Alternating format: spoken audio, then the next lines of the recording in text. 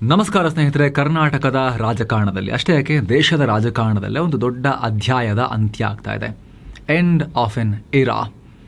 ಸಿದ್ದರಾಮಯ್ಯ ಅವರು ಬಹುತೇಕ ರಾಜಕೀಯ ನಿವೃತ್ತಿ ರೀತಿಯೇ. ಇಲ್ಲ ಕಮ್ಬ್ಯಾಕ್ ಮಾಡ್ತಾರೆ, ಇಲ್ಲ ರಾಷ್ಟ್ರ ರಾಜಕಾರಣ ಏನೇ ಹೇಳ್ಬೋದು, ಆದರೆ 77 ವರ್ಷ ಅವರಿಗೆ. ಹಾಗೆ ನೋಡ್ತಾ ನೋಡ್ತಾ 80 ದಾಟಿಬಿಡುತ್ತೆ. ಇಂಥ ಟೈಮ್ನಲ್ಲಿ ಅವರ ಜೀವನ ತಿಳ್ಕೊಬೇಕಲ್ವಾ. ಇಂಪ್ಯಾಕ್ಟ್ ಮಾಡಿರೋ ಲೀಡರ್ ಅವರು, love him or hate him. ಆದರೆ ಅವ್ರನ್ನ ಇಗ್ನೋರ್ ಮಾಡೋಕ್ಕಾಗಲ್ಲ ನೀವು. 10 ವರ್ಷ ಶಾಲೆ ಮೆಟ್ಟಲೆ ಹತ್ತದ ಬಾಲಕ ಮುಖ್ಯಮಂತ್ರಿ ಹುದ್ದೆವರೆಗೆ ಬರ್ತಾರೆ. ಒಂದು ಪಾರ್ಟಿ, ಒಂದು ಸ್ಟೇಟ್ನಲ್ಲಿ ಅವ್ರ ಮೇಲೆ ಡಿಪೆಂಡ್ ಆಗೋ ಮಟ್ಟಿಗೆ ಬೆಳೀತಾರೆ. ಮಲ್ಟಿಪಲ್ ಟೈಮ್ಸ್ ಚೀಫ್ ಮಿನಿಸ್ಟರ್ ಆಗ್ತಾರೆ. ದಾಖಲೆಯ ಪ್ರಮಾಣದಲ್ಲಿ ಬಜೆಟ್ಗಳನ್ನು ಮಂಡಿಸ್ತಾ ಹೋಗ್ತಾರೆ. ಕರ್ನಾಟಕದಂಥ ಮುಂದುವರಿದ ರಾಜ್ಯದಲ್ಲಿ ಕಂಪೇರ್ ಟು ಅದರ್ ಸ್ಟೇಟ್ಸ್ ಅಂತ ಹೇಳಿದ್ರೆ ಸಣ್ಣ ಜೀವನ ಅಲ್ಲ, ಅದು ಫ್ಯಾಂಟಾಸ್ಟಿಕ್ ಜರ್ನಿ. ಅದು ಆ ಜರ್ನಿ ಹೇಗಿತ್ತು ಹಾಗಾದರೆ, ಅವರ ಜೀವನ ಏನು, ನಾವು ಡೀಟೇಲ್ ಆಗಿ ಎಲ್ಲೂ ನಿಮಗೆ ಸಿಗದೇ ಇರೋಷ್ಟು ಮಾಹಿತಿಯನ್ನು ಕಲೆ ಹಾಕಿ ಈ ಹಿಂದೆಯೇ ವಿಡಿಯೋವನ್ನು ಮಾಡಿದ್ವಿ ಸ್ನೇಹಿತರೆ.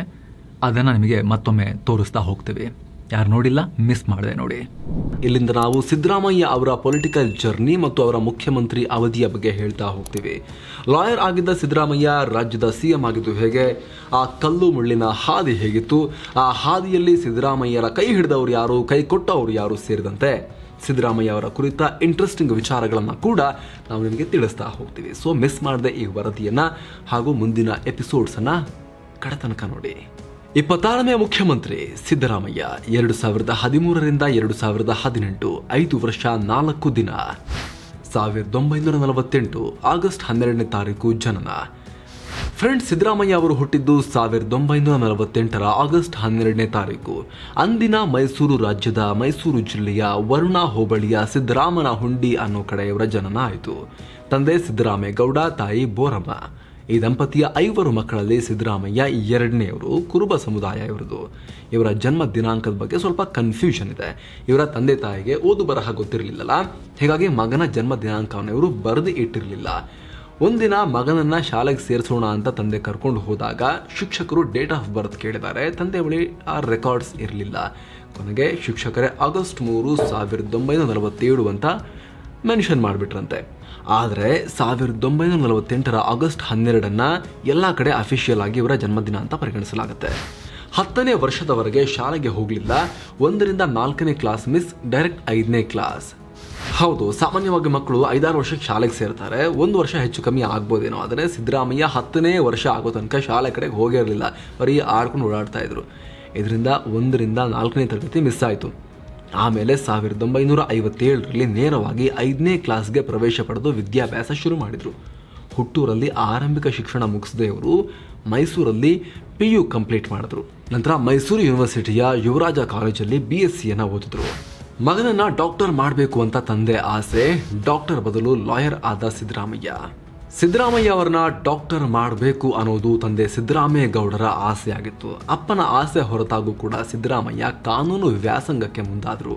ಕಾನೂನು ಪದವಿಗಾಗಿ ಮೈಸೂರಿನ ಶಾರದಾ ವಿಲಾಸ ಕಾನೂನು ಮಹಾವಿದ್ಯಾಲಯ ಸೇರ್ಕೊಂಡ್ರು. ಇಲ್ಲಿ ಓದ್ತಾ ಇದ್ದಾಗ ರೈತ ಸಂಘದಲ್ಲಿ ಫುಲ್ ಆಕ್ಟಿವ್ ಆಗಿದ್ದ ಪ್ರೊಫೆಸರ್ MD ನಂಜುಂಡಸ್ವಾಮಿ ಅವರ ಸಂಪರ್ಕಕ್ಕೆ ಬಂದರು. ಅವರು ಸಿದ್ದರಾಮಯ್ಯರಂತಹ ಯುವಕರನ್ನ ಚಳುವಳಿ ಹೋರಾಟಗಳಲ್ಲಿ ತೊಡಗುವಂತೆ ಮಾಡಿದ್ರು. ಕಾನೂನು ಪದವಿ ಪಡೆದ ಬಳಿಕ ಚಿಕ್ಕ ಬೋರಯ್ಯ ಅನ್ನೋ ವಕೀಲರ ಬಳಿ ಜೂನಿಯರ್ ಲಾಯರ್ ಆಗಿ ಕೆಲಸ ಮಾಡಿದರು. ಕೋರ್ಟ್ನಲ್ಲಿ ರೈತರ ಪರವಾಗಿ ಕೆಲವೊಂದು ಕೇಸ್ಗಳನ್ನು ಅವರು ತಗೊಂಡು ವಾದಿಸ್ತಾ ಇದ್ರು. ಇದರೊಂದಿಗೆ ಮೈಸೂರು ಭಾಗದಲ್ಲಿ ರೈತರ ಧ್ವನಿ, ರೈತರ ಲಾಯರ್ ಅಂತ ಇವರು ಗುರುತಿಸ್ಕೊಳ್ಳಿಕ್ಕೆ ಶುರು ಮಾಡಿದ್ರು. ತುರ್ತು ಪರಿಸ್ಥಿತಿ ವಿರೋಧಿಸಿ ಹೋರಾಟ, 2 ದಿನ ಪೊಲೀಸ್ ಸ್ಟೇಷನ್ನಲ್ಲೇ ವಾಸ. 1970ರಲ್ಲಿ ಸಮಾಜವಾದಿ ಯುವಜನ ಸಭಾ ಅನ್ನೋ ಸಮಾಜವಾದಿ ಪಕ್ಷ ಸೇರಿದ ಸಿದ್ದರಾಮಯ್ಯ ನಂತರ JP ಚಳವಳಿಯಲ್ಲಿ ಭಾಗವಹಿಸಿದರು. 1975ರಿಂದ 77ರವರೆಗೆ ಪ್ರಧಾನಿ ಇಂದಿರಾ ಗಾಂಧಿ ಹೇರಿದ ತುರ್ತು ಪರಿಸ್ಥಿತಿ ವಿರೋಧಿಸಿ ಪ್ರತಿಭಟನೆ ಮಾಡಿದ್ರು. ಆಗ ಪೊಲೀಸರು ಇವರನ್ನ ವಶಕ್ಕೆ ಪಡೆದು 2 ದಿನ ಸ್ಟೇಷನ್ನಲ್ಲಿ ಇಟ್ಕೊಂಡಿದ್ರು. ಆದರೆ ಜೈಲಿಗೆ ಹಾಕಿರಲಿಲ್ಲ. ಇದೇ ಟೈಮಲ್ಲಿ ತುರ್ತು ಪರಿಸ್ಥಿತಿ ವಿರೋಧಿಸಿ ಕೇಂದ್ರದಲ್ಲಿ ವಿಪಕ್ಷಗಳು ಮಾಡಿಕೊಂಡಿದ್ದ ಜನತಾ ಪಾರ್ಟಿಯನ್ನು ಸೇರಿಕೊಂಡ್ರು ಸಿದ್ದರಾಮಯ್ಯ. 1978 ರಾಜಕೀಯಕ್ಕೆ ಅಧಿಕೃತ ಎಂಟ್ರಿ, ತಾಲೂಕು ಅಭಿವೃದ್ಧಿ ಮಂಡಳಿಗೆ ಆಯ್ಕೆ. 1978ರಲ್ಲಿ ಮೈಸೂರು ತಾಲೂಕು ಅಭಿವೃದ್ಧಿ ಮಂಡಳಿಯ ಚುನಾವಣೆ ಬಂತು. ಎಲೆಕ್ಷನ್ಗೆ ನಿಲ್ಲೋಕೆ ನಿರ್ಧಾರ ಮಾಡಿದ್ರು ಸಿದ್ದರಾಮಯ್ಯ. ಈ ಹಿಂದೆ ಸಿದ್ದರಾಮಯ್ಯ ಅವರ ತಂದೆ ಗ್ರಾಮ ಪಂಚಾಯಿತಿ ಚುನಾವಣೆಗೆ ನಿಂತು ಸೋತು ಹೋಗಿದ್ರು. ಈ ಸಲ ಸಿದ್ದರಾಮಯ್ಯ ಜನತಾ ಪಾರ್ಟಿಯಿಂದ ಎಲೆಕ್ಷನ್ಗೆ ನಿಂತು ಗೆದ್ದರು. ಮೈಸೂರು ತಾಲೂಕು ಅಭಿವೃದ್ಧಿ ಮಂಡಳಿಯ ಮೆಂಬರ್ ಆದರು. ಈ ಮೂಲಕ ರಾಜಕೀಯಕ್ಕೆ ಅಧಿಕೃತವಾಗಿ ಎಂಟ್ರಿ ಕೊಟ್ಟರು. 1980ರಲ್ಲಿ ಲೋಕಸಭೆಗೆ ಸ್ಪರ್ಧೆ, ಹೀನಾಯ ಸೋಲು. 1980ರ ಲೋಕಸಭಾ ಚುನಾವಣೆಗೂ ಮುನ್ನ ಸಿದ್ದರಾಮಯ್ಯ ಕೂಡ ಲೋಕದಳ ಸೇರ್ಕೊಂಡ್ರು. ಬಟ್ ಅಷ್ಟರಲ್ಲಾಗಲೇ 1980ರ ಲೋಕಸಭಾ ಚುನಾವಣೆಗೆ ಪ್ರಕ್ರಿಯೆ ಎಲ್ಲ ಮುಗಿದು ಹೋಗಿದ್ದರಿಂದ ಲೋಕದಳದವರು ಜನತಾದಳ ಸೆಕ್ಯುಲರ್ ಅಥವಾ JNPS ಅನ್ನೋ ಹೆಸರಲ್ಲಿ ಚುನಾವಣೆಗೆ ನಿಲ್ಲಬೇಕಾಯಿತು. ಅದರಂತೆ ಸಿದ್ದರಾಮಯ್ಯ ಮೈಸೂರು ಕ್ಷೇತ್ರದಿಂದ JNPS ಪಕ್ಷದ ಅಭ್ಯರ್ಥಿಯಾಗಿ ಕಣಕ್ಕಿಳಿದರು. ಆದರೆ ಹೀನಾಯವಾಗಿ ಸೋತು ಹೋದರು. ಕೇವಲ 8,000ದಷ್ಟು ವೋಟ್ ಪಡ್ಕೊಂಡು 4ನೇ ಸ್ಥಾನ ಪಡ್ಕೊಂಡ್ರು. ಬೇಜಾರಾಗಿ ರಾಜಕಾರಣನೇ ಬೇಡ ಅನ್ನೋ ನಿರ್ಧಾರಕ್ಕೆ ಬಂದರು. ಲಾಯರ್ ಪ್ರಾಕ್ಟೀಸ್ ಕಡೆಗೆ ಹೆಚ್ಚು ಗಮನ ಹರಿಸಿದ್ರು. ಪಾರ್ಟ್ ಟೈಮ್ ಲೆಕ್ಚರರ್ ಆಗೂ ಕೂಡ ಕೆಲಸ ಮಾಡಿದ್ರು. ಬೆಂಬಲಿಗರ ಒತ್ತಡ. 1983ರಲ್ಲಿ ವಿಧಾನಸಭೆಗೆ ಸ್ಪರ್ಧೆ, ಜನತಾ ಪಾರ್ಟಿ ಜೊತೆ ಮೈತ್ರಿ, ಸಿದ್ದುಗೆ ಟಿಕೆಟ್ ಮಿಸ್. 1983ರಲ್ಲಿ ಕರ್ನಾಟಕ ವಿಧಾನಸಭಾ ಚುನಾವಣೆ ಬಂತು. ಇದಕ್ಕೆ ಸ್ಪರ್ಧಿಸಬಾರದು ಅಂತಾನೆ ಸಿದ್ದರಾಮಯ್ಯ ಅಂದ್ಕೊಂಡಿದ್ರಂತೆ. ಆದರೆ ಬೆಂಬಲಿಗರ ಒತ್ತಾಯದ ಮೇರೆಗೆ ಎಲೆಕ್ಷನ್ಗೆ ನಿಲ್ಲೋಕೆ ನಿರ್ಧಾರ ಮಾಡಿದ್ರು. ಸಿದ್ದರಾಮಯ್ಯ ಲೋಕದಳದಲ್ಲಿ ಇದ್ರೂ ಕೂಡ ಜನತಾ ಪಾರ್ಟಿ ಜೊತೆಗೆ ಮೈತ್ರಿ ಮಾಡಿಕೊಂಡು ಟಿಕೆಟ್ ಕೊಡೋದು ಅಂತ ಒಪ್ಪಂದ ಆಗಿತ್ತು. ಆದರೆ ಹಾಗೆ ಆಗಲೇ ಇಲ್ಲ. ಸಿದ್ದರಾಮಯ್ಯಗೆ ಜನತಾ ಪಾರ್ಟಿಯಿಂದ ಬಿ ಫಾರಂ ಸಿಗಲಿಲ್ಲ. ಇದರ ಹಿಂದೆ ಜನತಾ ಪಾರ್ಟಿಯ ರಾಜ್ಯಾಧ್ಯಕ್ಷ ದೇವೇಗೌಡರ ಪಾತ್ರ ಕೂಡ ಇತ್ತು ಅಂತ ಹೇಳಲಾಯಿತು. ಕೊನೆಗೆ ಪಕ್ಷೇತರ ಅಭ್ಯರ್ಥಿಯಾಗಿಯೇ ಮೈಸೂರಿನ ಚಾಮುಂಡೇಶ್ವರಿ ಕ್ಷೇತ್ರದಿಂದ ಸ್ಪರ್ಧೆ ಮಾಡಿದ್ರು. ಕಾಂಗ್ರೆಸ್ನ ಡಿ ಜಯದೇವರಾಜೇ ಅರಸರನ್ನ 3,500 ವೋಟ್ಗಳಿಂದ ಸೋಲಿಸಿ ಚೊಚ್ಚಲ ಪ್ರಯತ್ನದಲ್ಲೇ ವಿಧಾನಸಭೆ ಪ್ರವೇಶ ಮಾಡಿದ್ರು. 1984ರಲ್ಲಿ ಜನತಾ ಪಾರ್ಟಿ ಸೇರ್ಪಡೆ, ಹೆಗ್ಡೆ ಸರ್ಕಾರದಲ್ಲಿ ಸಿಕ್ತು ಮಂತ್ರಿಗಿರಿ. ಸಿದ್ದರಾಮಯ್ಯ 84ರಲ್ಲಿ ಜನತಾ ಪಾರ್ಟಿ ಸೇರ್ಕೊಂಡ್ರು. ಇವರನ್ನ ಕನ್ನಡ ಕಾವಲು ಸಮಿತಿಯ ಅಧ್ಯಕ್ಷರನ್ನಾಗಿ ಮಾಡಲಾಯಿತು. ಕನ್ನಡ ಭಾಷೆಯನ್ನು ಅಧಿಕೃತ ಭಾಷೆಯಾಗಿ ಅನುಷ್ಠಾನಗೊಳಿಸುವ ಮೇಲ್ವಿಚಾರಣೆ ಮಾಡೋದು ಈ ಕಮಿಟಿಯ ಜಾಬ್ ಆಗಿತ್ತು. ನಂತರ ಮುಂದೆ ಹೆಗ್ಡೆ ಸರ್ಕಾರದಲ್ಲಿ ರೇಷ್ಮೆ ಮಂತ್ರಿ ಆದರು ಸಿದ್ದರಾಮಯ್ಯ. ಇದಾಗಿ 6 ತಿಂಗಳಲ್ಲೇ 84ರ ಲೋಕಸಭಾ ಚುನಾವಣೆ ಬಂತು. ಅದರಲ್ಲಿ ಜನತಾ ಪಾರ್ಟಿ ಹೀನಾಯವಾಗಿ ಸೋತು ಹೋಯಿತು. ಇದರ ಬೆನ್ನಲ್ಲೇ ವಿಧಾನಸಭೆ ವಿಸರ್ಜಿಸಿ ಮಧ್ಯಂತರ ಚುನಾವಣೆಗೆ ಹೋಗೋಕೆ ನಿರ್ಧಾರ ಮಾಡಿದ್ರು ಸಿಎಂ ಹೆಗ್ಡೆ. 85ರಲ್ಲಿ ಅಸೆಂಬ್ಲಿ ಎಲೆಕ್ಷನ್ ಆಯಿತು. ಚಾಮುಂಡೇಶ್ವರಿ ಕ್ಷೇತ್ರದಿಂದ ಜನತಾ ಪಾರ್ಟಿ ಅಭ್ಯರ್ಥಿಯಾಗಿ ಕಣಕ್ಕಿಳಿದ ಸಿದ್ದರಾಮಯ್ಯ ಮತ್ತೆ ಗೆದ್ರು. ಹೆಗ್ಡೆ ಸಿಎಂ ಆಗಿ ಕಂಟಿನ್ಯೂ ಆದರು. ಈ ಸಲ ಸಿದ್ದರಾಮಯ್ಯಗೆ ರೇಷ್ಮೆ ಜೊತೆಗೆ ಪಶುಸಂಗೋಪನೆ ಖಾತೆಯನ್ನು ಕೂಡ ಕೊಡಲಾಯಿತು. ನಿಧಾನಕ್ಕೆ ಪ್ರೊಫೈಲ್ ಜಾಸ್ತಿ ಏರಿಕೆ ಆಗ್ತಾ ಹೋಯಿತು. ಪ್ರೊಫೈಲ್ನ ವೇಟ್ ಸಿದ್ದರಾಮಯ್ಯ ಅವರದು. 1 ವರ್ಷ ಈ ಖಾತೆಯನ್ನು ನಿಭಾಯಿಸಿದರು. 88ರಲ್ಲಿ ಹೆಗ್ಡೆ ಮತ್ತು ದೇವೇಗೌಡ ಬಣಗಳ ಮಧ್ಯೆ ಸಂಘರ್ಷ ಜೋರಾಯಿತು. ಹೆಗ್ಡೆ ಸಂಪುಟದಲ್ಲಿ ನೀರಾವರಿ ಮತ್ತು ಲೋಕೋಪಯೋಗಿ ಮಂತ್ರಿಯಾಗಿದ್ದ ದೇವೇಗೌಡರು ಸೇರಿದಂತೆ 3 ಸಚಿವರ ವಿರುದ್ಧ ಭ್ರಷ್ಟಾಚಾರ ಆರೋಪ ಕೇಳಿಬಂತು. ದೇವೇಗೌಡರ ವಿರುದ್ಧ COD ಕೋರ್ ಆಫ್ ಡಿಟೆಕ್ಟಿವ್ ತನಿಖೆ ಶುರು ಮಾಡಿತು. ಇದರಿಂದ ಬೇಸರಗೊಂಡ ದೇವೇಗೌಡರು ಸಚಿವ ಸ್ಥಾನಕ್ಕೆ ರಾಜೀನಾಮೆ ಕೊಟ್ಟರು. ದೇವೇಗೌಡರ ಜೊತೆಗೆ ಸಿದ್ದರಾಮಯ್ಯ, ಗೋವಿಂದಗೌಡ ಸೇರಿ ಕೆಲ ಸಚಿವರು ಕೂಡ ರಾಜೀನಾಮೆ ಕೊಟ್ಟರು. ಅದಾಗಿ ಕೆಲವೇ ದಿನಗಳಲ್ಲಿ ಸಿಎಂ ಹೆಗ್ಡೆ ವಿರುದ್ಧ ಟೆಲಿಫೋನ್ ಕದ್ದಾಲಿಕೆ ಆರೋಪ ಕೇಳಿಬಂತು. ಅವರು ರಾಜೀನಾಮೆಯನ್ನು ಕೊಟ್ಟರು. ಬಳಿಕ SR ಬೊಮ್ಮಾಯಿ ಸಿಎಂ ಆದರು. ಬೊಮ್ಮಾಯಿ ಸರ್ಕಾರದಲ್ಲಿ ಸಿದ್ದರಾಮಯ್ಯ ಸಾರಿಗೆ ಮಂತ್ರಿ ಆದರು. ಇದಾಗಿ 10 ತಿಂಗಳಲ್ಲೇ SR ಬೊಮ್ಮಾಯಿ ಸರ್ಕಾರ ಕೂಡ ಪತನ ಆಯಿತು. 1989ರಲ್ಲಿ ಜನತಾದಳಕ್ಕೆ ಸೇರ್ಪಡೆ, ವಿಧಾನಸಭಾ ಎಲೆಕ್ಷನ್ನಲ್ಲಿ ಸೋಲು. ಬೋಫೋರ್ಸ್ ಹಗರಣದ ಗಲಾಟೆ ನಡೀತಾ ಇದ್ದಾಗ VP ಸಿಂಗ್ ಜನತಾ ಪಾರ್ಟಿ ಸೇರಿದಂತೆ ಕೆಲವೊಂದು ಪಕ್ಷಗಳನ್ನ ಸೇರಿಸಿಕೊಂಡು ಜನತಾ ದಳ ಅನ್ನೋ ಹೊಸ ಪಕ್ಷವನ್ನು ಕಟ್ಟಿದ್ರು. ಆಗ ಸಿದ್ದರಾಮಯ್ಯ ಜನತಾ ದಳ ಸೇರಿದ್ರು. ಆದರೆ ದೇವೇಗೌಡರು ಈ ಜನತಾ ದಳ ಸೇರದೆ ಇನ್ನೊಂದು ಬಣವಾಗಿದ್ದ ಜನತಾ ಪಾರ್ಟಿ ಜಯಪ್ರಕಾಶ್ ಬಣದಲ್ಲಿ ಉಳ್ಕೊಂಡ್ರು. ಅದರ ರಾಜ್ಯಾಧ್ಯಕ್ಷರಾದರು. ಅಷ್ಟರಲ್ಲಿ 1989ರ ವಿಧಾನಸಭಾ ಚುನಾವಣೆ ಬಂತು.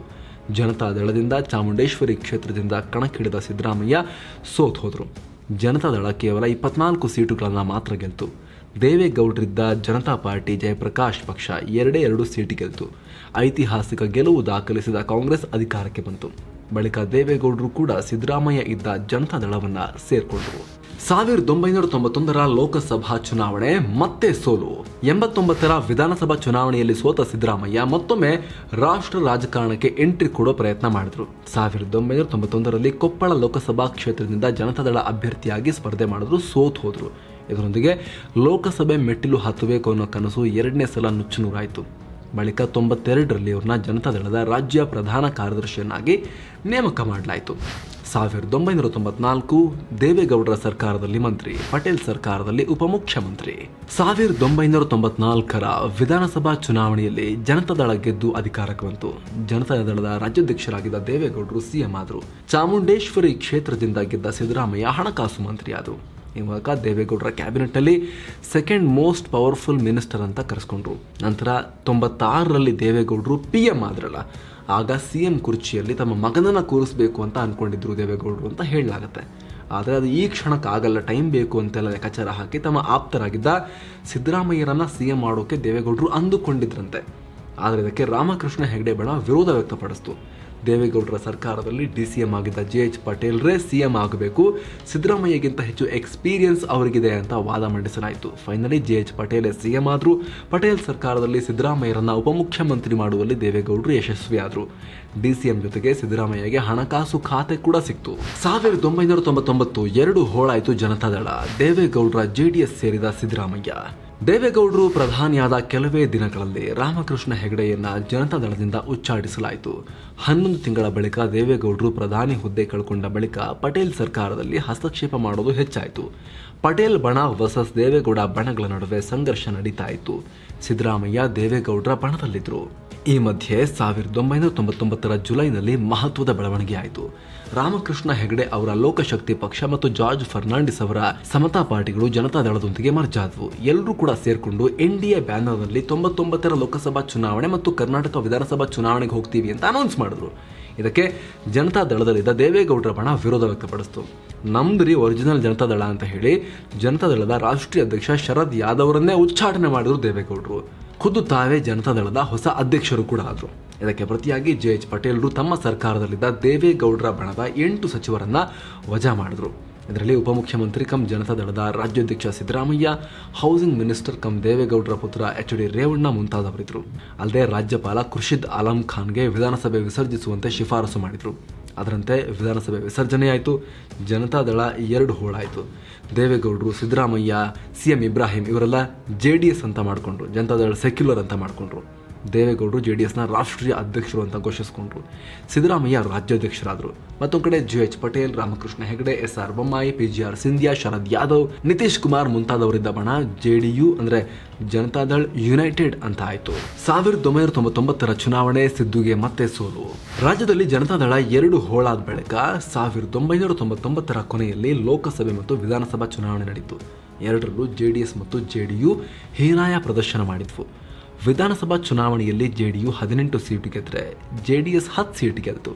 ಚಾಮುಂಡೇಶ್ವರಿ ಕ್ಷೇತ್ರದ JDS ಅಭ್ಯರ್ಥಿಯಾಗಿ ಕಣಕ್ಕಿಳಿದಿದ್ದ ಸಿದ್ದರಾಮಯ್ಯ 7,000 ಓಟ್ಗಳಿಂದ ಸೋತು ಹೋದರು. ವಿಧಾನಸಭಾ ಚುನಾವಣೆಯಲ್ಲಿ ಇದು ಅವರ 2ನೇ ಸೋಲಾಗಿತ್ತು. 2004 ಧರಮ್ ಸಿಂಗ್ ಸರ್ಕಾರದಲ್ಲಿ DCM. 99ರಲ್ಲಿ ಸೋತು ಹೋದ ಸಿದ್ದರಾಮಯ್ಯ 2004ರಲ್ಲಿ ಚಾಮುಂಡೇಶ್ವರಿ ಕ್ಷೇತ್ರದಿಂದ ಮತ್ತೆ ಕಣಕ್ಕಿಳಿದು ಗೆದ್ದರು. ಆದರೆ ಎಲೆಕ್ಷನ್ನಲ್ಲಿ ಯಾವ ಪಾರ್ಟಿಗೂ ರಾಜ್ಯದಲ್ಲಿ ಬಹುಮತ ಸಿಕ್ಕಿರಲಿಲ್ಲ. ಹೀಗಾಗಿ BJPಯನ್ನು ಅಧಿಕಾರದಿಂದ ದೂರ ಇಡಬೇಕು ಅನ್ನೋ ಉದ್ದೇಶದಿಂದ ದೇವೇಗೌಡರು ಕಾಂಗ್ರೆಸ್ ಜೊತೆ ಫ್ರೆಂಡ್ಶಿಪ್ ಮಾಡಿಕೊಂಡ್ರು. ಇದಕ್ಕೆ ಕೆಲವೊಂದು ಕಂಡೀಷನ್ ಕೂಡ ಹಾಕಿದ್ರು. ಇಲ್ಲಿವರೆಗೂ CM ಆಗಿದ್ದು 2004ರಲ್ಲಿ ಸೋತಿದ್ರಲ್ಲ SM ಕೃಷ್ಣ, ಒಕ್ಕಲಿಗ ಸಮುದಾಯದವರು, ಅವ್ರನ್ನೇ CM ಮಾಡೋದಾದ್ರೆ ಮೈತ್ರಿ ಮಾಡ್ಕೊಳ್ಳಲ್ಲ ಅಂತ.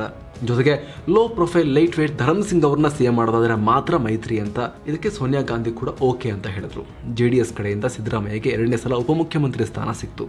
ಆ ಸಂದರ್ಭದಲ್ಲಿ JDSಗೆ ಮುಖ್ಯಮಂತ್ರಿ ಸ್ಥಾನ ಬೇಡ, ನಿಮ್ಮವರೇ ಆಗಲಿ ಅಂತ ಕೂಡ ದೇವೇಗೌಡರು ಹೇಳಿದ್ರು ಅಂತ ಆರೋಪಗಳನ್ನು ಸಿದ್ದರಾಮಯ್ಯ ಅವರು ಮಾಡಿದ್ದಾರೆ. ಯಾಕಂದರೆ ಒಂದು ವೇಳೆ JDSಗೆ ಮುಖ್ಯಮಂತ್ರಿ ಸ್ಥಾನ ಬರೋದು ಅಂತ ಆಗಿದ್ರೆ ಆಲ್ರೆಡಿ DCM ಆಗಿ ರಾಜ್ಯಾಧ್ಯಕ್ಷರಾಗಿ JDS ಶಾಸಕಾಂಗ ಪಕ್ಷದ ನಾಯಕರು ಕೂಡ ಆಗಿದ್ದಂತಹ ಸಿದ್ದರಾಮಯ್ಯನವರನ್ನೇ ಮುಖ್ಯಮಂತ್ರಿ ಮಾಡಬೇಕಾಗಿ ಬರ್ತಾ ಇತ್ತು. ಅದು ದೇವೇಗೌಡರಿಗೆ ಒಳಗೊಳಗೆ ಇಷ್ಟ ಇರಲಿಲ್ಲ. ಹಾಗಾಗಿ 2ನೇ ಬಾರಿಗೆ ದೇವೇಗೌಡರೇ ನನ್ನನ್ನು ಮುಖ್ಯಮಂತ್ರಿ ಆಗೋದ್ರಿಂದ ತಪ್ಪಿಸಿದ್ರು ತಮ್ಮ ಮಕ್ಕಳಿಗೋಸ್ಕರ ಅಂತ ಖುದ್ದು ಸಿದ್ದರಾಮಯ್ಯ ಆನಂತರ ಈ ರೀತಿ ಆರೋಪವನ್ನು ಮಾಡಿದ್ರು. 1996ರಲ್ಲಿ ದೇವೇಗೌಡರು ಪ್ರಧಾನಿ ಆಗುವಾಗ ಸಿದ್ದರಾಮಯ್ಯರನ್ನ CM ಕುರ್ಚಿಯಲ್ಲಿ ಆಗ ಕೂರಿಸಬೇಕು ಅಂತ ಅನ್ಕೊಂಡಿದ್ರು. ಆದರೆ ಆಗ ಆಗಿರಲಿಲ್ಲ. ಆದರೆ ಈಗ 2004ರಲ್ಲಿ ಸಿದ್ದರಾಮಯ್ಯ CM ಆಗೋದು ಖುದ್ದು ದೇವೇಗೌಡರಿಗೆ ಇಷ್ಟ ಇರಲಿಲ್ಲ. ಯಾಕಂದ್ರೆ ಮಕ್ಕಳು ರೆಡಿ ಆಗ್ತಾ ಇದ್ರು. ಕೊನೆಗೆ ಧರಮ್ ಸಿಂಗ್ ಸರ್ಕಾರದಲ್ಲಿ ಸಿದ್ದರಾಮಯ್ಯ DCM ಆದರು. ಇದರೊಂದಿಗೆ 2ನೇ ಸಲ DCM ಆದಂತಾಯಿತು. ಜೊತೆಗೆ ಹಣಕಾಸು ಖಾತೆ ಕೂಡ ಸಿಕ್ತು. ಇಲ್ಲಿಂದ ಸಿದ್ದರಾಮಯ್ಯ ಮತ್ತು ದೇವೇಗೌಡರ ನಡುವೆ ಸಂಬಂಧ ನಿಧಾನಕ್ಕೆ ಹಾಳಾಗ್ತಾ ಹೋಯಿತು. ಧರಮ್ ಸಿಂಗ್ ಸರ್ಕಾರದಲ್ಲಿ ದೇವೇಗೌಡರು ಮತ್ತು ಮಗ ಕುಮಾರಸ್ವಾಮಿಯ ಹಸ್ತಕ್ಷೇಪ ಜಾಸ್ತಿ ಆಯಿತು. ಅಹಿಂದ ಸಂಘಟನೆಗೆ ಸಿದ್ದು ಸಿದ್ಧತೆ. ಸಿಟ್ಟಿಗೆದ್ದು ಗುದ್ದು ಕೊಟ್ಟ ದೇವೇಗೌಡರು. 2005ರಲ್ಲಿ ಮಹತ್ವದ ಘಟನೆಯೊಂದು ಆಯಿತು.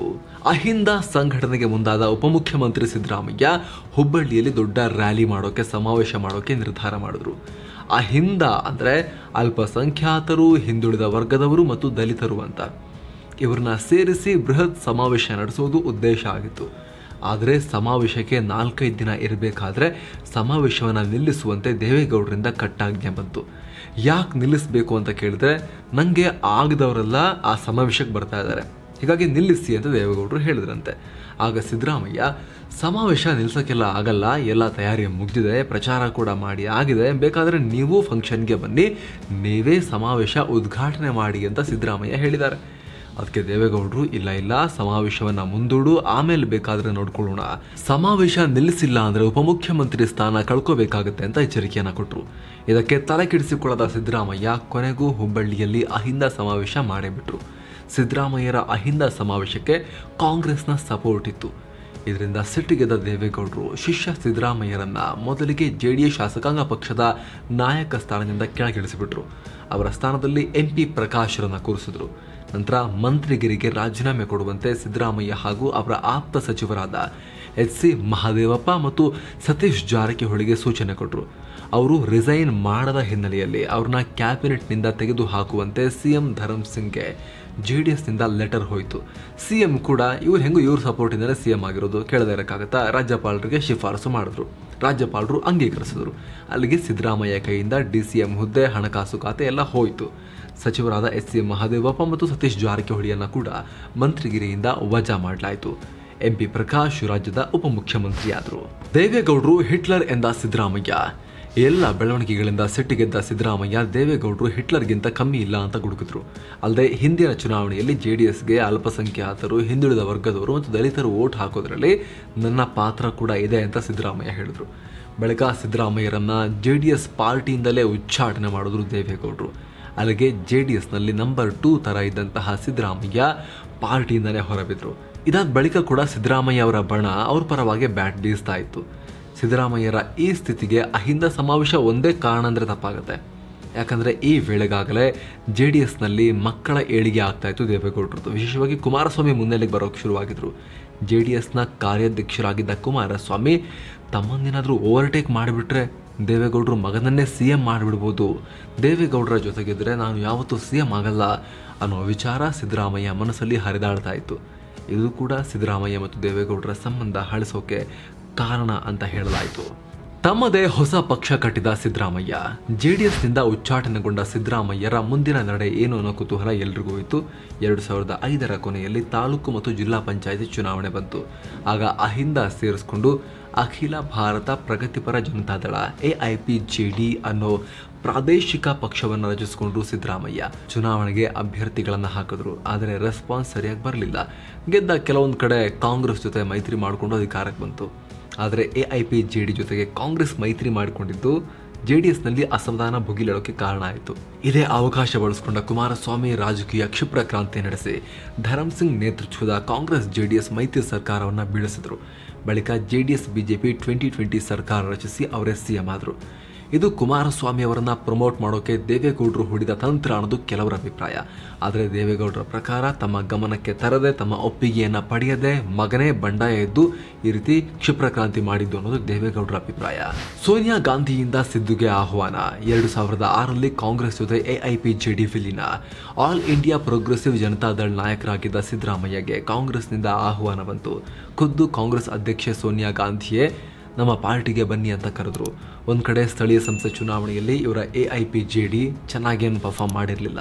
ಅಲ್ಲದೆ ಕರ್ನಾಟಕದಲ್ಲಿ ಪ್ರಾದೇಶಿಕ ಪಕ್ಷಗಳನ್ನು ಜನ ಅಷ್ಟರ ಮಟ್ಟಿಗೆ ಒಪ್ಪಿಕೊಂಡಿಲ್ಲ ಅನ್ನೋದಕ್ಕೆ ಇತಿಹಾಸನೇ ಸಾಕ್ಷಿಯಾಗಿತ್ತು. ವಿಧಾನಸಭಾ ಎಲೆಕ್ಷನ್ ನಡೆದರೂ ಕೂಡ ಸ್ವಂತ ಶಕ್ತಿ ಮೇಲೆ ತಮ್ಮ ಪಕ್ಷ ಅಧಿಕಾರಕ್ಕೆ ಬರೋದು ಕಷ್ಟ ಅಂತ ಕೂಡ ಗೊತ್ತಿತ್ತು. ಮತ್ತೊಂದು ಕಡೆ ರಾಜ್ಯದಲ್ಲಿ BJP ಬೆಳೀತಾ ಇತ್ತು.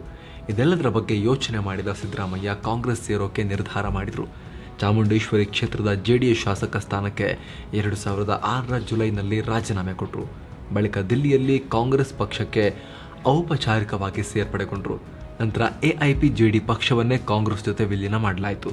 ಅಂದಹಾಗೆ ಇಂದಿರಾ ಗಾಂಧಿ ತುರ್ತು ಪರಿಸ್ಥಿತಿ ಹೇರಿದ ಟೈಮ್ನಲ್ಲಿ ಇದೇ ಸಿದ್ದರಾಮಯ್ಯ ಕಾಂಗ್ರೆಸ್ ವಿರುದ್ಧ, ಇಂದಿರಾ ಗಾಂಧಿ ವಿರುದ್ಧ ಹೋರಾಡಿದರು. 2006ರಲ್ಲಿ ಅದೇ ಪಕ್ಷಕ್ಕೆ ಸೇರಿದರು. ಸಿದ್ದರಾಮಯ್ಯ ಸೋಲಿಸಲು JDS BJP ಜಿದ್ದು.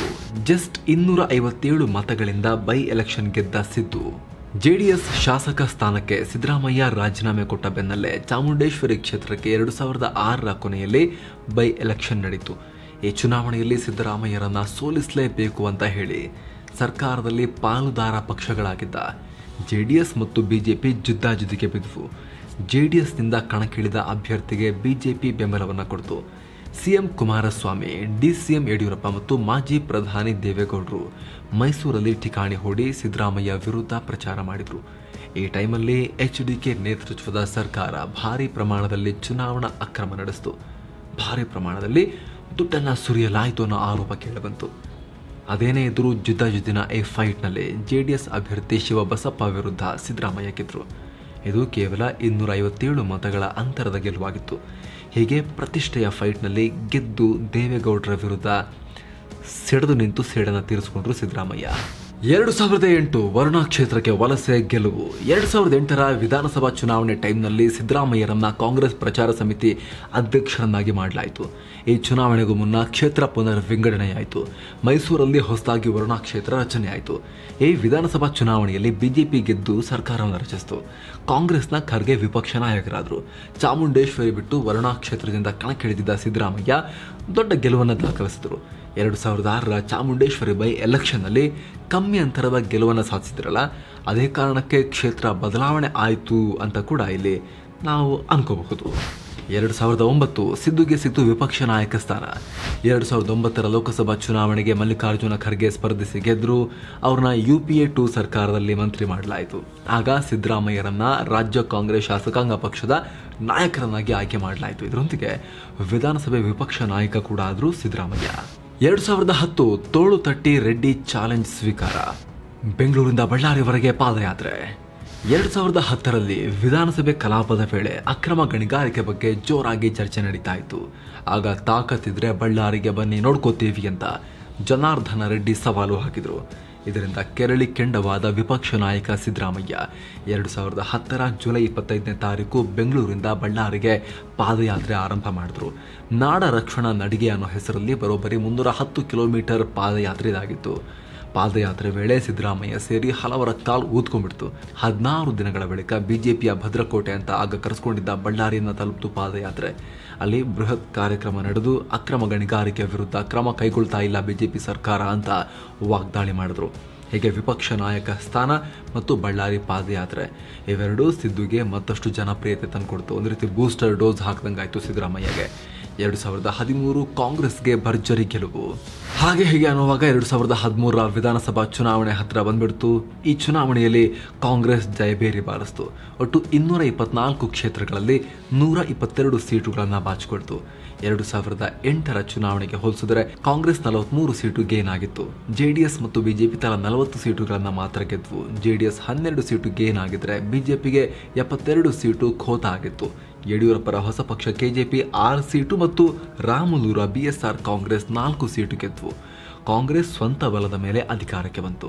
ವರುಣಾ ಕ್ಷೇತ್ರದಿಂದ 2ನೇ ಸಲ ಸ್ಪರ್ಧೆ ಮಾಡಿದ್ದ ಸಿದ್ದರಾಮಯ್ಯ ಭರ್ಜರಿ ಗೆಲುವನ್ನ ದಾಖಲಿಸಿದರು. ಸಿದ್ದರಾಮಯ್ಯಗೆ ಒಲಿತು CM ಸೀಟು. ಚುನಾವಣೆಯಲ್ಲಿ ಕಾಂಗ್ರೆಸ್ ಗೆದ್ದಾದ್ಮೇಲೆ CM ಆಗೋದು ಯಾರು ಅನ್ನೋ ಪ್ರಶ್ನೆ ಹೇಳ್ತು. ಈ ಸಲ ತಾನು CM ಆಗಲೇಬೇಕು ಅಂತ ಅನ್ಕೊಂಡಿದ್ರು ಸಿದ್ದರಾಮಯ್ಯ.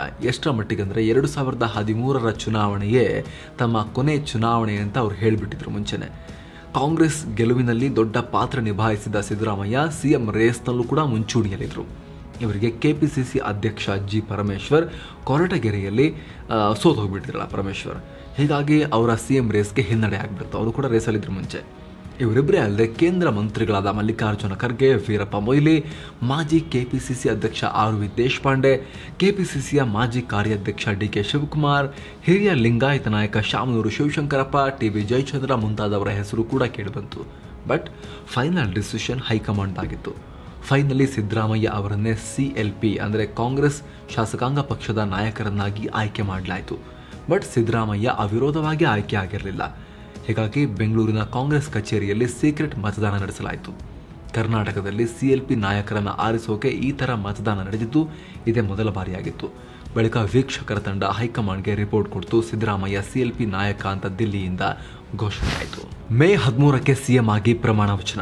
2013ರ ಮೇ 13ನೇ ತಾರೀಕು ಸೋಮವಾರ ಬೆಳಗ್ಗೆ 11:45ಗೆ 11:40ಕ್ಕೆ ರಾಜ್ಯದ 22ನೇ ಮುಖ್ಯಮಂತ್ರಿಯಾಗಿ ಸತ್ಯದ ಹೆಸರಲ್ಲಿ ಪ್ರಮಾಣ ವಚನ ಸ್ವೀಕರಿಸ್ತೀನಿ ಅಂತ ಅವರು ಪ್ರಮಾಣ ವಚನ ತಗೊಂಡ್ರು.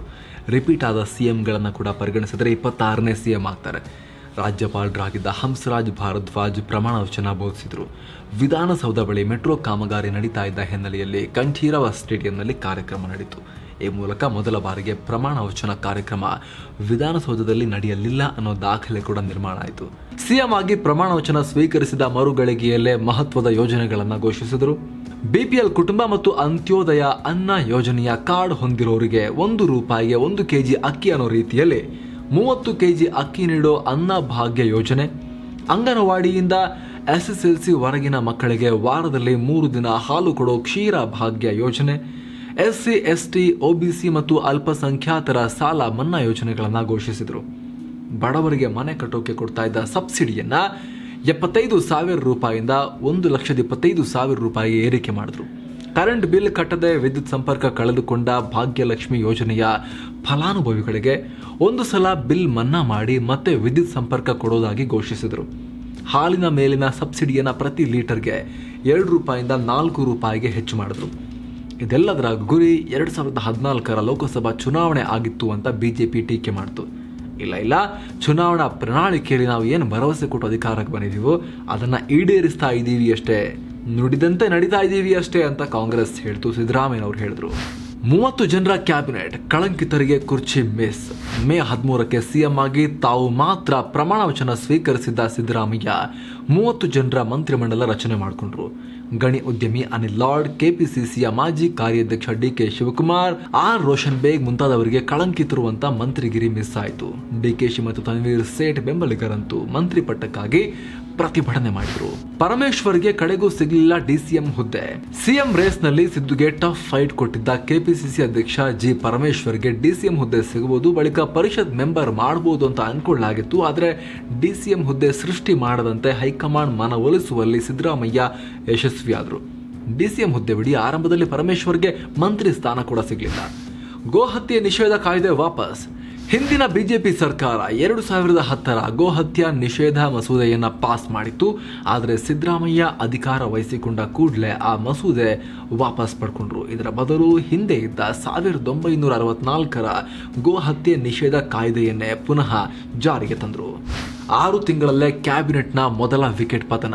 ಸಿದ್ದರಾಮಯ್ಯ ಸರ್ಕಾರ ಬಂದು 6 ತಿಂಗಳಾಗಿತ್ತಷ್ಟೇ ಅಕ್ರಮ ಗಣಿಗಾರಿಕೆಯಲ್ಲಿ ಭಾಗಿಯಾಗಿದ್ದಾರೆ ಅನ್ನೋ ಆರೋಪ ಕೇಳಿಬಂದಿದ್ದ ಸಚಿವ ಸಂತೋಷ್ ಲಾಡ್ ತಲೆದಂಡ ಆಯಿತು. ಮಿನಿಸ್ಟರ್ ಆಫ್ ಸ್ಟೇಟ್ ಆಗಿದ್ದ ಸಂತೋಷ್ ಲಾಡ್ ಸಿಎಂ ಸೂಚನೆ ಮೇರೆಗೆ ರಾಜೀನಾಮೆ ಕೊಟ್ಟರು.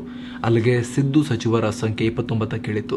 ಈಗ 5 ಸೀಟು ಖಾಲಿಯಾದಂಗಾಯ್ತಲ್ಲ, ಇದರ ಮೇಲೆ DKಶಿ ರೋಷನ್ ಬೇಗ್ ಕಣ್ಣಿತ್ತು.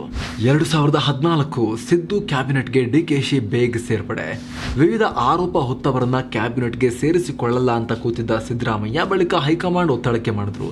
ಯಾಕಂದ್ರೆ ಹೈಕಮಾಂಡ್ ಮೇಲೆ DKಶಿ ಸೇರಿ ಆಕಾಂಕ್ಷಿಗಳ ಭಾರಿ ಒತ್ತಡ ಇತ್ತು. ವಿಶೇಷವಾಗಿ DKಶಿ ಅಂತೂ ಅಲ್ಲೇ ಬಿಡ್ಬಿಡ್ತಾ ಇದ್ರು ಹೋಗಿ ದಿಲ್ಲಿಯಲ್ಲಿ. 2014ರ ಹೊಸ ವರ್ಷದ ಮೊದಲ ದಿನವೇ ಕ್ಯಾಬಿನೆಟ್ ವಿಸ್ತರಿಸಿ DK ಶಿವಕುಮಾರ್ ಮತ್ತು ರೋಷನ್ ಬೇಗ್ರನ್ನ ಸಂಪುಟಕ್ಕೆ ಸೇರಿಸಿಕೊಂಡ್ರು. DKಶಿ ವಿರುದ್ಧ ಅಕ್ರಮ ಗಣಿಗಾರಿಕೆ ಮತ್ತು ಭೂ ಹಗರಣದ ಆರೋಪಗಳಿದ್ವು. ಬೇಗ್ ವಿರುದ್ಧ ಭೂ ಕಬಳಿಕೆ ಮತ್ತು ಕರೀಂ ಲಾಲ್ ತೆಲಗೆ ಸ್ಟಾಂಪ್ ಪೇಪರ್ ಹಗರಣದಲ್ಲಿ ಲಿಂಕ್ ಇರೋ ಆರೋಪ ಇತ್ತು. ಆದ್ರೀಗ ಸೋನಿಯಾ ಗಾಂಧಿ ಸೂಚನೆ ಮೇರೆಗೆ ಇಬ್ಬರನ್ನು ಕ್ಯಾಬಿನೆಟ್ಗೆ ಸೇರಿಸಿಕೊಂಡ್ರು. 2014ರ ಲೋಕಸಭಾ ಎಲೆಕ್ಷನ್ನಲ್ಲಿ ಸೋಲು. 2014ರ ಲೋಕಸಭಾ ಚುನಾವಣೆ ಬಂದಾಗ ಕರ್ನಾಟಕದಲ್ಲಿ ಕಾಂಗ್ರೆಸ್ದೇ ಸರ್ಕಾರ ಕೂಡ ಇತ್ತಲ್ಲ, ರಾಜ್ಯ ಸರ್ಕಾರ. ಹಾಗಾಗಿ ಕನಿಷ್ಠ 20 ಸೀಟಾದರೂ ಗೆಲ್ಲಿಸ್ಕೊಡ್ಬೇಕು ನೀವು ಅಂತ ಸಿದ್ದುಗೆ ಹೈಕಮಾಂಡ್ ಕಡೆಯಿಂದ ಸೂಚನೆ ಬಂದಿತ್ತು. ಆದರೆ ಮೋದಿ ಅಲೆಯಲ್ಲಿ ತೇಲಿದ ಬಿಜೆಪಿ ಗೆಲ್ತು. ಒಟ್ಟು 28 ಸೀಟುಗಳಲ್ಲಿ ಬಿಜೆಪಿ 17 ಗೆಲ್ತು, ಕಾಂಗ್ರೆಸ್ 9, JDS 2 ಸೀಟು ಗೆದ್ವು. ರಿಸಲ್ಟ್ ಬೆನ್ನಲ್ಲೇ ಮಾತಾಡಿದ ಸಿದ್ದರಾಮಯ್ಯ, ಈ ತೀರ್ಪು ರಾಜ್ಯ ಸರ್ಕಾರದ ಮೇಲಿನ ಜನಾಭಿಪ್ರಾಯ ಅಲ್ಲ, ಹೀಗಾಗಿ ಸಿಎಂ ಸ್ಥಾನಕ್ಕೆ ರಾಜೀನಾಮೆ ಕೊಡಲ್ಲ ಅಂದರು. ವಿಧಾನಸಭಾ ಚುನಾವಣೆ ಟೈಮ್ನಲ್ಲಿ ಪ್ರಣಾಳಿಕೆಯಲ್ಲಿ ನೀಡಿದ 160 ಭರವಸೆಗಳಲ್ಲಿ 90ನ್ನ ಈಡೇರಿಸಿದ್ದೇವೆ, ನಾವು ಚೆನ್ನಾಗಿ ಕೆಲಸ ಮಾಡಿದ್ದೇವೆ ಅಂತ ಹೇಳಿದರು. ಆದರೂ ಈ ಸೋಲಿನ ಬಳಿಕ ಪಕ್ಷದಲ್ಲಿ ಸಿದ್ದು ಹಿಡಿತ ಸಣ್ಣಕ್ಕೆ ನಿಧಾನಕ್ಕೆ ಕಮ್ಮಿ ಆಗ್ತಾ ಹೋಯಿತು. ಸಿದ್ದು ವಿರುದ್ಧ ಅಕ್ರಮ ಡಿನೋಟಿಫಿಕೇಶನ್ ಆರೋಪ. ಬೆಂಗಳೂರಿನ ಅರ್ಕಾವತಿ ಲೇಔಟ್ಗೆ ಸೇರಿದ 541 ಎಕರೆ ಭೂಮಿಯ ಡಿನೋಟಿಫಿಕೇಶನ್ನಲ್ಲಿ ಅಕ್ರಮ ಆಗಿದೆ ಅಂತ 2014ರಲ್ಲಿ ಬಿಜೆಪಿ ಆರೋಪ ಮಾಡಿತು. CBI ತನಿಖೆ ಆಗಬೇಕು ಅಂತ ಆಗ್ರಹಿಸಿತು. ಆಗ ಸಿದ್ದರಾಮಯ್ಯ, ಡಿನೋಟಿಫಿಕೇಶನ್ ಮಾಡಿದ್ದು ನಿಮ್ಮ ಸರ್ಕಾರ, ನಾನು ಕೇವಲ ಒಂದಷ್ಟು ಚೇಂಜಸ್ ಮಾಡಿದ್ದೀನಿ ಅಷ್ಟೇ, ಅದರಲ್ಲಿ ಅಕ್ರಮ ಏನೂ ಆಗಿಲ್ಲ ಅಂದರು. ಜೊತೆಗೆ ಅರ್ಕಾವತಿ ಲೇಔಟ್ಗೆ ಸಂಬಂಧಪಟ್ಟಂತೆ 2003ರಿಂದ ನಡೆದ ಡಿನೋಟಿಫಿಕೇಶನ್ ಬಗ್ಗೆ ನ್ಯಾಯಾಂಗ ತನಿಖೆಗೆ ಆದೇಶಿಸಿದರು. ಹೈಕೋರ್ಟ್ ನಿವೃತ್ತ ನ್ಯಾಯಮೂರ್ತಿ ಕೆಂಪಣ್ಣ ನೇತೃತ್ವದ ಸಮಿತಿ 3 ವರ್ಷ ತನಿಖೆ ನಡೆಸಿ ಸರ್ಕಾರಕ್ಕೆ ರಿಪೋರ್ಟ್ ಕೊಡ್ತು. ಅದರಲ್ಲಿ ಸಿಎಂ ಸಿದ್ದರಾಮಯ್ಯಗೆ ಕ್ಲೀನ್ ಚಿಟ್ ಕೊಡಲಾಗಿತ್ತು. 2015 ಮಾರ್ಚ್ IAS ಅಧಿಕಾರಿ DK ರವಿ ಸಾವು. 2015 ಮಾರ್ಚ್ 16ನೇ ತಾರೀಕು ದಕ್ಷ IAS ಅಧಿಕಾರಿ ಎನಿಸಿಕೊಂಡಿದ್ದ DK ರವಿ ಮೃತದೇಹ ಬೆಂಗಳೂರಿನ ಅವರ ಫ್ಲ್ಯಾಟ್ನಲ್ಲಿ ನೇಣು ಬಿಗಿದ ಸ್ಥಿತಿಯಲ್ಲಿ ಪತ್ತೆಯಾಗಿತ್ತು. ಪೊಲೀಸರು ಮೇಲ್ನೋಟಕ್ಕೆ ಇದು ಆತ್ಮಹತ್ಯೆ ಅಂದರೂ ಕೂಡ DK ರವಿ ಆತ್ಮಹತ್ಯೆ ಮಾಡ್ಕೊಳ್ಳೋಕೆ ಹೇಗೆ ಸಾಧ್ಯ, ಇದು ಕೊಲೆನೇ ಇರ್ಬೋದು ಅನ್ನೋ ಅನುಮಾನ ಜನರಿಗೆಲ್ಲ ಬಂದ್ಬಿಟ್ಟಿತ್ತು. ಯಾಕಂದರೆ ಮಾಧ್ಯಮಗಳು ಕೂಡ ಹಾಗೆ ವರ್ತಿಸಿದ್ವು ಆಗ. ಯಾಕಂದರೆ DK ರವಿ ಕೋಲಾರದ DC ಆಗಿದ್ದಾಗ ಮರಳು ದಂಧೆ ವಿರುದ್ಧ ಸಮರ ಸಾರಿದ್ರು. ಬಳಿಕ ಇವರನ್ನ ಟ್ರಾನ್ಸ್ಫರ್ ಮಾಡಿ ಕಮರ್ಷಿಯಲ್ ಟ್ಯಾಕ್ಸಸ್ನ ಅಡಿಷನಲ್ ಕಮಿಷನರ್ ಆಗಿ ನೇಮಕ ಮಾಡಲಾಗಿತ್ತು. ಆಗ ರಿಯಲ್ ಎಸ್ಟೇಟ್ ಮಾಫಿಯಾ ವಿರುದ್ಧವೂ ಯುದ್ಧ ಸಾರಿದ್ರು DK ರವಿ. ಇನ್ನು DK ರವಿ ಸಾವಿನ ಬಳಿಕ ಅವರು ಮತ್ತು IAS ಅವರ ಬ್ಯಾಚ್ಮೇಟ್ ರೋಹಿಣಿ ಸಿಂಧೂರಿ ಸಂಬಂಧಗಳ ಬಗ್ಗೆ ಕೂಡ ಚರ್ಚೆ ಎಲ್ಲ ಆಯಿತು. ಆರಂಭದಲ್ಲಿ ಕೇಸನ್ನು CBIಗೆ ಕೊಡೋಕೆ ನಿರಾಕರಿಸಿದ ಸಿದ್ದರಾಮಯ್ಯ ಸರ್ಕಾರ ಬಳಿಕ ಒತ್ತಡಕ್ಕೆ ಮಾಡಿದ್ದು CBIಗೆ ಕೊಡ್ತು. ತನಿಖೆ ನಡೆಸಿದ CBI ಇದು ಕೊಲೆ ಅಲ್ಲ, ಆತ್ಮಹತ್ಯೆ ಅಂತ ರಿಪೋರ್ಟ್ ಕೊಡ್ತು. ಜೊತೆಗೂ ಸಾವಿಗೂ ಮುನ್ನ DK ರವಿ ಆ ಮಹಿಳಾ IAS ಅಧಿಕಾರಿಯೊಂದಿಗೆ ತುಂಬ ಮೆಸೇಜ್ ಎಲ್ಲ ಕಳಿಸಿದ್ರು. ನೋಡು, ನನಗೆ ರೆಸ್ಪಾಂಡ್ ಮಾಡು, ನನಗೆ ಮಾತಾಡು, ನೀವಿಲ್ಲಾಂದರೆ ಬದುಕಲ್ಲ, ನೋಡು ನಾನು ಸತ್ತು ಬಿಡ್ತೀನಿ, ಪ್ರಾಣವನ್ನು ತಗೊಂಡ್ಬಿಡ್ತೀನಿ ಈಗ ಅಂತೆಲ್ಲ ಬೆದರಿಕೆಯನ್ನು ಒಡ್ಡಿದ್ರು. ಆದರೂ ಕೂಡ ಇದು ಎಂದಿನಂತೆ ಬರ್ತಿರೋ ಬೆದರಿಕೆ ಅನ್ನೋ ರೀತಿಯಲ್ಲಿ ಆ ಕಡೆಯಿಂದ ಮಹಿಳಾ IAS ಅಧಿಕಾರಿ ನಿರ್ಲಕ್ಷ್ಯ ಮಾಡಿದ್ರು. ಆಮೇಲೆ ಈ ರೀತಿ ಘಟನೆ ಆಗೋಯ್ತು, DK ರವಿ ತಮ್ಮನ್ನು ತಾವು ಮುಗಿಸ್ಕೊಂಡ್ರು ಅಂತ ಕೂಡ CBI ತನಿಖೆಯ ಇನ್ಸೈಡ್ ಡೀಟೇಲ್ಸ್ ಆ ಸಂದರ್ಭದಲ್ಲಿ ಲೀಕ್ ಆಗಿತ್ತು. 2015 ಏಪ್ರಿಲ್ ಮಹತ್ವದ ಜಾತಿಗಣತಿ, ಆದರೆ ಬಿಡುಗಡೆಯೇ ಆಗಲಿಲ್ಲ ರಿಪೋರ್ಟ್. ಸಿದ್ದರಾಮಯ್ಯ 2015ರಲ್ಲಿ ಜಾತಿಗಣತಿ ನಡೆಸೋಕೆ ಮುಂದಾದರು. ಸ್ವಾತಂತ್ರ್ಯ ಬಂದ ನಂತರ ರಾಜ್ಯವೊಂದು ಇಂಥ ಸರ್ವೆ ನಡೆಸಿದ್ದು ಇದೇ ಮೊದಲಾಗಿತ್ತು. ಇದಕ್ಕೂ ಮೊದಲು 1931ರಲ್ಲಿ ಈ ರೀತಿ ಆಗಿತ್ತು. ಸಾಮಾಜಿಕವಾಗಿ, ಆರ್ಥಿಕವಾಗಿ, ಶೈಕ್ಷಣಿಕವಾಗಿ ಯಾರೆಲ್ಲ ಹಿಂದುಳಿದಿದ್ದಾರೆ ಇನ್ನೂ ಕೂಡ ಅನ್ನೋದು ಗೊತ್ತಾದರೆ ಅದಕ್ಕೆ ತಕ್ಕಂತೆ ಹೊಸದಾಗಿ ಸರ್ಕಾರಿ ಯೋಜನೆಗಳನ್ನು ಫ್ರೇಮ್ ಮಾಡ್ಬೋದು, ರೂಪಿಸ್ಬೋದು. ಹೀಗಾಗಿ ಇದನ್ನು ಮಾಡ್ತಾ ಇದ್ದೀವಿ ಅಂತ ಸರ್ಕಾರ ಹೇಳ್ತು. ಆದರೆ ಕೆಳಜಾತಿಗಳು ಅಂತ ಕರೆಯಲ್ಪಡೋ ಸಮುದಾಯಗಳು ಜಾತಿಗಣತಿಯನ್ನು ಬೆಂಬಲಿಸಿದ್ರೆ ಮೇಲ್ಜಾತಿಗಳು ಅಂತ ಕರೆಯಲ್ಪಡೋ ಸಮುದಾಯಗಳು ವಿರೋಧಿಸಿದ್ವು. ಈ ರೀತಿ ಮೇಲ್ಜಾತಿ ಕೆಳಜಾತಿ ಅಂತ ಹೇಳೋದೇ ಮನುಷ್ಯತ್ವಕ್ಕೆ, ಮಾನವೀಯತೆಗೆ ವಿರುದ್ಧವಾಗಿರೋದು ಅನ್ನೋದು ನಮ್ಮ ಅಭಿಪ್ರಾಯ, ನಮ್ಮ ಸಿದ್ಧಾಂತ.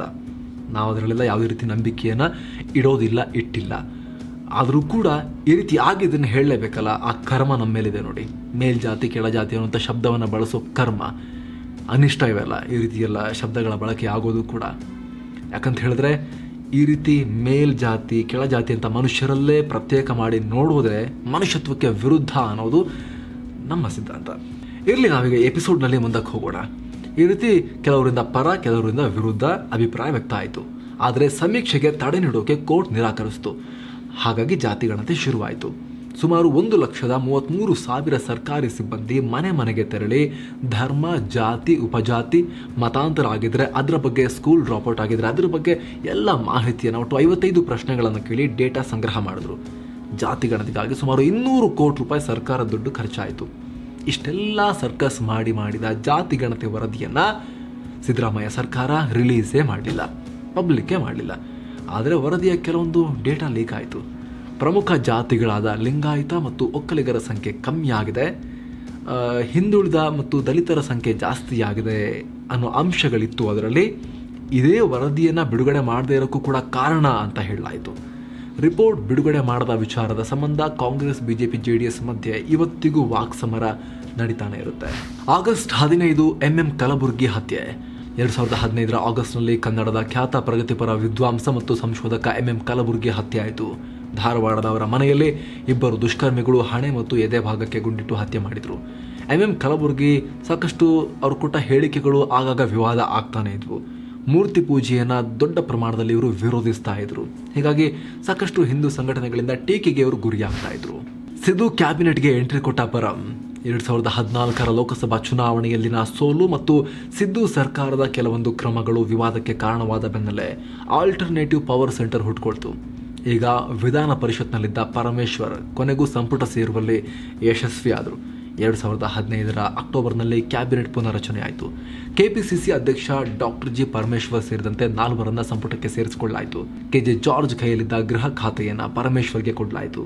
ಹೋಮ್ ಮಿನಿಸ್ಟರ್ ಆದ ಪರಂ ಸಿದ್ದು ಬಳಿಕ ಸೆಕೆಂಡ್ ಮೋಸ್ಟ್ ಪವರ್ಫುಲ್ ಮಿನಿಸ್ಟರ್ ಅಂತ ಕರೆಸಿಕೊಂಡ್ರು ಕ್ಯಾಬಿನೆಟ್ನಲ್ಲಿ. ಬೀಫ್ ತಿಂತೀನಿ ಎಂದ CM ಸಿದ್ದರಾಮಯ್ಯ, ತಿಂದರೆ ತಲೆಮೆ ಕಡಿತೀನಿ ಎಂದ BJP ನಾಯಕ.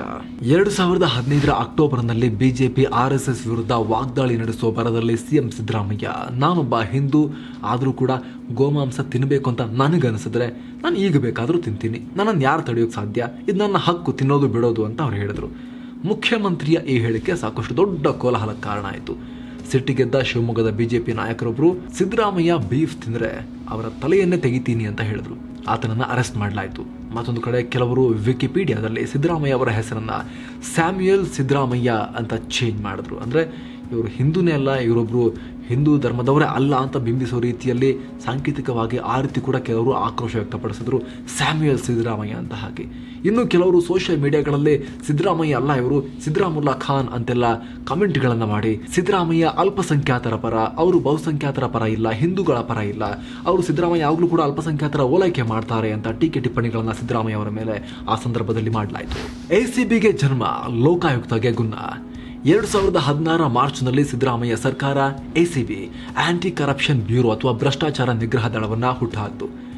ಲೋಕಾಯುಕ್ತದ ಪೊಲೀಸ್ ವಿಂಗ್ ಇತ್ತಲ್ಲ, ಅದರ ಸಾಮರ್ಥ್ಯವನ್ನೆಲ್ಲ ಕಿತ್ತು ಎಸಿಬಿ ಕೊಡಲಾಯಿತು. ಈ ಮೂಲಕ ಲೋಕಾಯುಕ್ತವನ್ನು ಹಲ್ಲಿಲ್ಲದ ಹಾವು ಅಥವಾ ಡೀಪ್ ಕೋಮಾಗೆ ತಳ್ಳೋದು, ಈ ಥರದ್ದೆಲ್ಲ ಏನು ಬೇಕಾದ್ರೂ ಕರ್ಕೋಬೋದು, ಇದನ್ನು ಮಾಡಿದ್ರು ಸಿದ್ದರಾಮಯ್ಯ ಸರ್ಕಾರದಲ್ಲಿ. ಲೋಕಾಯುಕ್ತವನ್ನು ಇದ್ದೂ ಇಲ್ಲದಂತೆ ಮಾಡಲಾಯಿತು ಅಂತ ಸರ್ಕಾರದ ವಿರುದ್ಧ ವ್ಯಾಪಕ ಟೀಕೆ ಕೇಳಿಬಂತು. ಆದರೆ ಸಿದ್ದರಾಮಯ್ಯ ಎಸಿಬಿ ಹುಟ್ಟಿನಿಂದ ಲೋಕಾಯುಕ್ತಕ್ಕೆ ಏನು ಸಮಸ್ಯೆ ಇಲ್ಲ ಅಂತ ಸಮಜಾಯಿಸಿಕೊಟ್ರು. ಕೊನೆಗೆ ಸಿಎಂ ಸಿದ್ದರಾಮಯ್ಯ ವಿರುದ್ಧವೇ ಎಸಿಬಿಯಲ್ಲಿ ಮೊದಲ ಕೇಸ್ ದಾಖಲಾಯಿತು. ಸಿದ್ದುಗೆ ಗಿಫ್ಟ್ ರೂಪದಲ್ಲಿ ಬಂದಿದ್ದ ಬೆಲೆ ಬಾಳುವ ಹ್ಯೂಬ್ಲೋ ವಾಚ್ ಪ್ರಕರಣ ಇದಾಗಿತ್ತು. ಬಹಳಷ್ಟು ದಿನಗಳ ಕಾಲ ಕೋಟಿಗಟ್ಟಲೆ ಬೆಲೆ ಬಾಳೋ ಈ ವಾಚ್ ಸಮಾಜವಾದಿ ಅಂತ ಕರೆಸ್ಕೊಳ್ಳುವಂತಹ, ಸಮಾಜವಾದಿ ಅಂತ ತನ್ನನ್ನು ಬಿಂಬಿಸಿಕೊಳ್ಳೋ ಸಿದ್ದರಾಮಯ್ಯ ಅವರ ಕೈಯಲ್ಲಿ ಯಾಕಿದೆ, ಇದು ಯಾವ ಸೀಮೆಯ ಸಮಾಜವಾದ ಅಂತ ಸಿದ್ದರಾಮಯ್ಯ ಅವರಿಗೆ ಪ್ರಶ್ನೆಗಳನ್ನ ಕೇಳಲಾಯಿತು. ನನಗಿದು ಫ್ರೆಂಡ್ ಕೊಟ್ಟಿದ್ದು ಅಂತ ಸಿದ್ದರಾಮಯ್ಯ ಹೇಳಿದರು. 2016ರಲ್ಲಿ ಮತ್ತೆ ಕ್ಯಾಬಿನೆಟ್ ಪುನರ್ರಚನೆ. ಸಿದ್ದು ಕ್ಯಾಬಿನೆಟ್ಗೆ 2016 ಜೂನ್ನಲ್ಲಿ ದೊಡ್ಡ ಸರ್ಜರಿ ಆಯಿತು. 14 ಸಚಿವರನ್ನು ಕೈಬಿಟ್ಟು 13 ಜನರನ್ನು ಹೊಸದಾಗಿ ಸೇರಿಸಿಕೊಂಡ್ರು. ಕ್ಯಾಬಿನೆಟ್ನಿಂದ ಹೊರಹೋದ ಪ್ರಮುಖ ಸಚಿವರುಗಳು ಅಂದರೆ ಶಾಮನೂರು ಶಿವಶಂಕರಪ್ಪ, ವಿ ಶ್ರೀನಿವಾಸ್ ಪ್ರಸಾದ್, ಅಂಬರೀಶ್, ಸತೀಶ್ ಜಾರಕಿಹೊಳಿ, ದಿನೇಶ್ ಗುಂಡೂರಾವ್ ಮುಂತಾದವರು. ಇನ್ನು ಹೊಸದಾಗಿ ಮಂತ್ರಿಗಳಾದ ಪ್ರಮುಖರಂದರೆ ಸಂತೋಷ್ ಲಾಡ್, ಕಾಗೋಡು ತಿಮ್ಮಪ್ಪ, ರಮೇಶ್ ಕುಮಾರ್, ರಮೇಶ್ ಜಾರಕಿಹೊಳಿ, ಪ್ರಿಯಾಂಕ್ ಖರ್ಗೆ ಮತ್ತು HY ಮೇಟಿ ಮುಂತಾದವರು. ಈ ಮೇಟಿ ಸ್ಟೋರಿ ಮುಂದಕ್ಕೆ ಹೇಳ್ತೀವಿ. ಮಂತ್ರಿಗಿರಿಯಿಂದ ಕೆಳಗಿಳಿಸಿದ್ದಕ್ಕೆ ಬೇಜಾರದ ಅಂಬರೀಶ್ ಶಾಸಕ ಸ್ಥಾನಕ್ಕೇನೆ ರಾಜೀನಾಮೆ ಕೊಟ್ಬಿಟ್ರು. ಇಲ್ಲೂ ಕೂಡ ರೆಬೆಲ್ ಸ್ಟಾರ್ ತರನೇ ಅವರು ವರ್ತಿಸಿದ್ರು. 2016 ಜುಲೈ ಡಿವೈಎಸ್ಪಿ MK ಗಣಪತಿ ಆತ್ಮಹತ್ಯೆ. 2ನೇ ವಿಕೆಟ್ ಪತನ, ಜಾರ್ಜ್ ರಾಜೀನಾಮೆ. 2016 ಜುಲೈ 7ನೇ ತಾರೀಕು ಮಡಿಕೇರಿಯ ಲಾಡ್ಜ್ ಒಂದರಲ್ಲಿ Mangaluru deputy superintendent of police MK Ganapati ಅವರ ಮೃತದೇಹ ನೇಣು ಬಿಗಿದ ಸ್ಥಿತಿಯಲ್ಲಿ ಪತ್ತೆಯಾಯಿತು. ತಮ್ಮ ಸಾವಿಗೂ ಮೊದಲು ಅವರು ಲೋಕಲ್ ನ್ಯೂಸ್ ಚಾನೆಲ್ ಒಂದಕ್ಕೆ ಸಂದರ್ಶನವನ್ನು ಕೊಟ್ಟು ಪೊಲೀಸ್ ಡಿಪಾರ್ಟ್ಮೆಂಟ್ನಲ್ಲಿ ಆಗ್ತಿರೋ ಜಾತಿ ಆಧಾರಿತ ಟ್ರಾನ್ಸ್ಫರ್ ಬಗ್ಗೆ ಅಸಮಾಧಾನ ಹೊರಹಾಕಿದರು. ಅಲ್ಲದೆ ತಮಗೇನಾದರೂ ಆದರೆ ಅದಕ್ಕೆ ಹಿರಿಯ ಪೊಲೀಸ್ ಅಧಿಕಾರಿಗಳಾದ AM ಪ್ರಸಾದ್ ಮತ್ತು ಪ್ರಣಬ್ ಮೊಹಂತಿ ಮತ್ತು ಮಾಜಿ ಗೃಹ ಮಂತ್ರಿ KJ ಜಾರ್ಜ್ ಕಾರಣ ಅಂತ ಹೇಳಿದರು. ಜಾರ್ಜ್ ವಿರುದ್ಧ FIR ದಾಖಲಿಸುವಂತೆ ಪೊಲೀಸರಿಗೆ ಮಡಿಕೇರಿ ಕೋರ್ಟ್ ನಿರ್ದೇಶನ ಕೊಡ್ತು. ಸೊ ಅದರ ಬೆನ್ನಲ್ಲೇ ಬೆಂಗಳೂರು ಅಭಿವೃದ್ಧಿ ಮಂತ್ರಿಯಾಗಿದ್ದ ಜಾರ್ಜ್ ರಾಜೀನಾಮೆಯನ್ನು ಕೊಟ್ಟರು. ಪ್ರಕರಣವನ್ನು ಸರ್ಕಾರ CIDಗೆ ಕೊಡ್ತು. CID ತನ್ನ B ರಿಪೋರ್ಟ್ನಲ್ಲಿ ಜಾರ್ಜ್ ಮತ್ತು ಇನ್ನಿಬ್ಬರು ಪೊಲೀಸ್ ಅಧಿಕಾರಿಗಳಿಗೆ ಕ್ಲೀನ್ ಚಿಟ್ ಕೊಡ್ತು. ಆಗ ತಮ್ಮ ಆಪ್ತ ಜಾರ್ಜ್ರನ್ನ ಮತ್ತೆ ಸಂಪುಟಕ್ಕೆ ಸೇರಿಸಿಕೊಂಡ್ರು ಸಿದ್ದರಾಮಯ್ಯ. ನಂತರ MK ಗಣಪತಿ ಅವರ ಕುಟುಂಬ CBI ತನಿಖೆಗೆ ಆಗ್ರಹಿಸಿ ಹೈಕೋರ್ಟ್ ಮತ್ತು ಸುಪ್ರೀಂ ಕೋರ್ಟ್ ಮೆಟ್ಟಿಲೇರಿತು.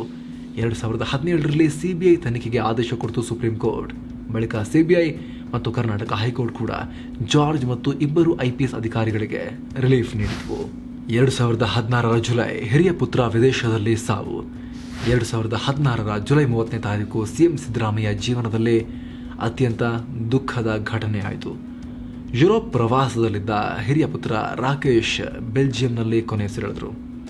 ಅಂಗಾಂಗ ವೈಫಲ್ಯದಿಂದ ಅವರು ಮೃತಪಟ್ಟರು ಅಂತ ಹೇಳಲಾಯಿತು. ಅದರಲ್ಲೂ ಪ್ಯಾಂಕ್ರಿಯಾಸ್ ಅಥವಾ ಮೇದೋಜೀರಕ ಗ್ರಂಥಿಯ ಸಮಸ್ಯೆ ಅವರಿಗಿತ್ತು ಅಂತ ಹೇಳಲಾಯಿತು. ಅದು ಹಾಗೆ ಅಪ್ಪನಂತೆ ತಾನು ಕೂಡ ರಾಜಕೀಯಕ್ಕೆ ಬರಬೇಕು ಅಂತ ರಾಕೇಶ್ ಕನಸು ಕಂಡಿದ್ರಂತೆ. ಆದರೆ ಅದು ಆಗಲೇ ಇಲ್ಲ. ನಂತರ ರಾಜಕಾರಣದಲ್ಲಿ ಅಷ್ಟೊಂದು ಆಸಕ್ತಿ ಇಲ್ಲದೇ ಇದ್ದಂತಹ ಕಿರಿಯ ಪುತ್ರ ಡಾಕ್ಟರ್ ಯತೀಂದ್ರರನ್ನ ರಾಜಕೀಯಕ್ಕೆ ಕರ್ಕೊಂಡ್ಬಂದರು ಸಿದ್ದರಾಮಯ್ಯ. MLA ಕೂಡ ಮಾಡಿದ್ರು. ಟಿಪ್ಪು ಜಯಂತಿ ವೇಳೆ ನೀಲಿ ಚಿತ್ರ ನೋಡಿದ ಮಂತ್ರಿ. 2016 ಕೊನೆಯಲ್ಲಿ ಸಿದ್ದರಾಮಯ್ಯ ಸರ್ಕಾರದಲ್ಲಿ ಇಬ್ಬರು ಸಚಿವರು ವಿವಾದದಲ್ಲಿ ಸಿಲುಕಾಕೊಂಡಿದ್ರು. ಒಬ್ಬರು ತನ್ವೀರ್ ಸೇಠ್. ಟಿಪ್ಪು ಜಯಂತಿ ಕಾರ್ಯಕ್ರಮದಲ್ಲಿ ಭಾಗವಹಿಸಿದ್ದ ತನ್ವೀರ್ ಸೇಠ್ ತಮ್ಮ ಮೊಬೈಲ್ನಲ್ಲಿ ಟಿಪ್ಪು ಜಯಂತಿ ಬಗ್ಗೆ ಫೋಕಸ್ ಮಾಡೋದ್ರ ಬದಲಾಗಿ ಯುವತಿಯರ ನಗ್ನ ತುಂಡುಡಿಗೆ ತೊಟ್ಟ ಯುವತಿಯರ ಫೋಟೋಗಳನ್ನು ನೋಡೋದ್ರಲ್ಲಿ ಬ್ಯುಸಿಯಾಗಿದ್ದು ಕ್ಯಾಮರಾ ಕಣ್ಣಲ್ಲಿ ಸರಿಯಾಯಿತು. ಕೇಳಿದಕ್ಕೆ ಶೇ ಹಾಗೆಲ್ಲ ಇಲ್ಲಪ್ಪ, ಗ್ರೂಪಲ್ಲಿ ಬಂತು ಏನಂತ ಕ್ಲಿಕ್ ಮಾಡಿದ ತಕ್ಷಣ ಪಟ್ಟದು ಬಂದ್ಬಿಡ್ತು, ನಾನೇನು ಮಾಡಲಿ ಅಂತ ಅವರು ಹೇಳಿಕೆಯನ್ನು ಕೊಟ್ಟರು. ಲೈಂಗಿಕ ಕಿರುಕುಳ ಆರೋಪ, ಸಚಿವ ಮೇಟಿ ರಿಸೈನ್. 2016 ಡಿಸೆಂಬರ್ನಲ್ಲಿ ಅಬಕಾರಿ ಸಚಿವ HY ಮೇಟಿ ವಿರುದ್ಧ ಲೈಂಗಿಕ ಕಿರುಕುಳ ಆರೋಪ ಕೇಳಿಬಂತು. ಹಸಿ ಬಿಸಿ ವಿಡಿಯೋ, ಅವರ ನಗ್ನ ವಿಡಿಯೋಗಳು, ಆ ಮಹಿಳೆಯೊಂದಿಗಿದ್ದಂತಹ ಒಂದು ರೀತಿ ಕಾಂಪ್ರಮೈಸಿಂಗ್ ಪೊಸಿಷನಲ್ಲಿದ್ದಂತಹ ವಿಡಿಯೋಗಳು ಲೀಕ್ ಆದವು. ಮಾಧ್ಯಮಗಳಲ್ಲೆಲ್ಲ ಸ್ವಲ್ಪ ಬ್ಲರ್ ಹಾಕಿ ಅದನ್ನೇ ತೋರಿಸ್ತಾ ಇದ್ದಾರೆ ದಿನ ಇಡೀ. ಜನ ನೋಡ್ತಾ ಇದ್ರು. ಆ ಘಟನೆ ಆದ ಬಳಿಕ ಆರೋಪವನ್ನು ತಳ್ಳಿ ಹಾಕಿದ್ರು. ಇಲ್ಲ, ಇದು ಕಿರುಕುಳ ಎಲ್ಲ ಅಲ್ಲ ಸ್ವಾಮಿ ಇದು ಅಂತ ಮೇಟಿ. ಸಚಿವ ಸ್ಥಾನಕ್ಕೆ ಬಳಿಕ ಅವರು ರಾಜೀನಾಮೆ ಕೊಡಬೇಕಾಯಿತು. ಅಲ್ಲಿಗೆ ಸಿದ್ದರಾಮಯ್ಯ ಸರ್ಕಾರದ 3ನೇ ವಿಕೆಟ್ ಪತನ ಆಯಿತು.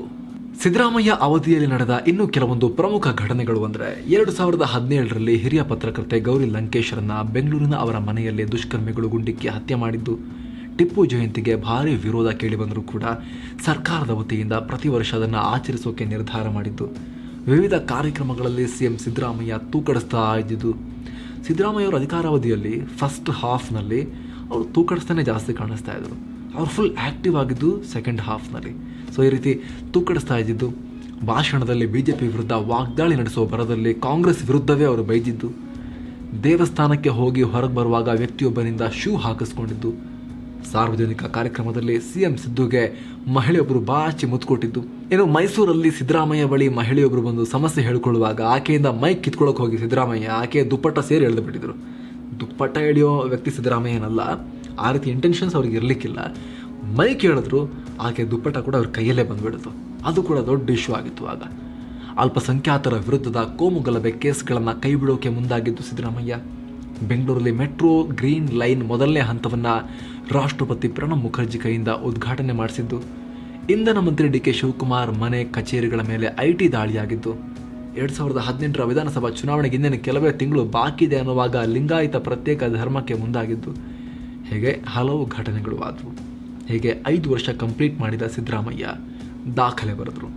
ದೇವರಾಜ್ ಅರಸ್ ಬಳಿಕ ಅಂದರೆ 40 ವರ್ಷಗಳ ಬಳಿಕ 5 ವರ್ಷ ಪೂರ್ತಿ ಕಂಪ್ಲೀಟ್ ಮಾಡಿದ CM ಅಂತ ಅನಿಸ್ಕೊಂಡ್ರು. ಹಾಗೆ ಹೀಗೆ ಅನ್ನುವಾಗ 2018ರ ವಿಧಾನಸಭಾ ಚುನಾವಣೆ ಬಂತು. ಮತ್ತೊಮ್ಮೆ ಇದು ನನ್ನ ಕೊನೆ ಚುನಾವಣೆ ಅಂತ 2ನೇ ಸಲ ಹೇಳಿದ್ರು ಸಿದ್ದರಾಮಯ್ಯ. ಕಳೆದ ಚುನಾವಣೆಯಲ್ಲೂ ಕೂಡ ಹೇಳಿದರು 5 ವರ್ಷ ಆಯಿತು, ಈಗ ಮತ್ತೆ ಹೇಳಿದ್ರು ಇದನ್ನ ಲಾಸ್ಟ್ ಚುನಾವಣೆ ಅಂತ. ರಾಜಕಾರಣಿಗಳು ಮಾಡ್ತಾರೆ, ಎಷ್ಟೇ ಅದು ದೇವೇಗೌಡರು ಶಿಷ್ಯ ಅಲ್ವಾ. ದೇವೇಗೌಡರು ಒಂದು 25 ವರ್ಷದಿಂದ ಪ್ರತಿ 5 ವರ್ಷಕ್ಕೊಂದ್ಸರಿ ಇದನ್ನು ಹೇಳ್ತಾನೆ ಬರ್ತಾ ಇದ್ದಾರೆ. ಅವರೇನು ರಿಟೈರ್ ಆಗಿಲ್ಲ, ಅವ್ರು ರಿಟೈರ್ ಆಗೋದು ಇಲ್ಲ. ಅವರೆಲ್ಲ ಪೂರ್ಣಾವಧಿ 24/7 ಪಾಲಿಟಿಷಿಯನ್ಸ್ ಅವರೆಲ್ಲ. ರಾಜಕೀಯ ಬಿಟ್ಟವರಿಗೆ ಕೂರಕ್ಕೆ ಆಗೋದಿಲ್ಲ ಅಂತಹ ಪಾಲಿಟಿಷಿಯನ್ಸ್ ಅವರೆಲ್ಲ. ಅವರ ಶಿಷ್ಯ ಸಿದ್ದರಾಮಯ್ಯ, ಗುರುವಿನಂಥ ಶಿಷ್ಯ ಇವರು ಕೂಡ. ಕಳೆದ ಚುನಾವಣೆಯಲ್ಲೂ ಹೇಳಿದರು ಲಾಸ್ಟ್ ಎಲೆಕ್ಷನ್ ಅಂತ. ಈ ಎಲೆಕ್ಷನಲ್ಲೂ ಕೂಡ ಮತ್ತೆ ಸಿದ್ದರಾಮಯ್ಯ ಹೇಳಿದರು. ಚಾಮುಂಡೇಶ್ವರಿ ಕ್ಷೇತ್ರದೊಂದಿಗೆ ಸ್ವಲ್ಪ ಅವ್ರಿಗೆ ಭಯ ಇತ್ತು, ಹೆಚ್ಚು ಕಮ್ಮಿ ಆಗ್ಬೋದು ಅಂತ ಬಾದಾಮಿ ಕ್ಷೇತ್ರದಿಂದಲೂ ಕಣಕ್ಕಿಳಿದರು. ಆದರೆ ವಿವಿಧ ಭಾಗ್ಯಗಳನ್ನು ಕೊಟ್ಟು 5 ವರ್ಷ ಕಂಪ್ಲೀಟ್ ಮಾಡಿದ ದಾಖಲೆ ಬರೆದ್ರು ಕೂಡ ಸಿದ್ದರಾಮಯ್ಯ ಚಾಮುಂಡೇಶ್ವರಿಯಲ್ಲಿ ಸೋತು ಹೋದರು. ಬಾದಾಮಿಯಲ್ಲಿ ಶ್ರೀರಾಮುಲು ಮುಂದೆ ಜಸ್ಟ್ 1,500 ಮತಗಳ ಅಂತರದಿಂದ ಸೋಲ್ತಾರೆ ಅಂತೇಳಿ ಮತ್ತೆ ಗೆದ್ದರು. ಆದರೆ ಚುನಾವಣೆಯಲ್ಲಿ ಯಾವ ಪಕ್ಷಕ್ಕೂ ಪೂರ್ಣ ಬಹುಮತ ಬರಲಿಲ್ಲ. BJP ಅತಿ ದೊಡ್ಡ ಪಕ್ಷ ಆಗಿ ಹೊರಹೊಮ್ಮಿತು. ಇದರ ಬೆನ್ನಲ್ಲೇ CM ಸ್ಥಾನಕ್ಕೆ ರಾಜೀನಾಮೆ ಕೊಡಬೇಕಲ್ಲ, ಅವಧಿ ಮುಗಿತಲ್ಲ, ಗೆಲ್ಲಿಲ್ಲಲ್ಲ, ರಾಜೀನಾಮೆ ಕೊಟ್ಟರು. ದೊಡ್ಡ ಪಕ್ಷವಾಗಿ ಹೊರಹೊಮ್ಮಿದ BJP ಸರ್ಕಾರ ರಚಿಸೋಕೆ ಮುಂದಾಯಿತು. ಯಡಿಯೂರಪ್ಪ ಅರ್ಜೆಂಟಲ್ಲಿ CM ಆಗಿ ಪ್ರಮಾಣ ವಚನ ಸ್ವೀಕರಿಸಿದರು. ಎಲ್ಲಿ JDS ಕಾಂಗ್ರೆಸ್ ಮತ್ತೆ ಒಂದಾಗಿ ಏನಾರು ಮಾಡಿಬಿಡ್ತಾರೋ ಅಂತ ಇವರಿಗೆ ಆತಂಕ. ಆದರೆ ಬಹುಮತ ಸಾಬೀತು ಮಾಡೋಕ್ಕೆ ಆಗದೆ ಸರ್ಕಾರ ಬಿತ್ತು.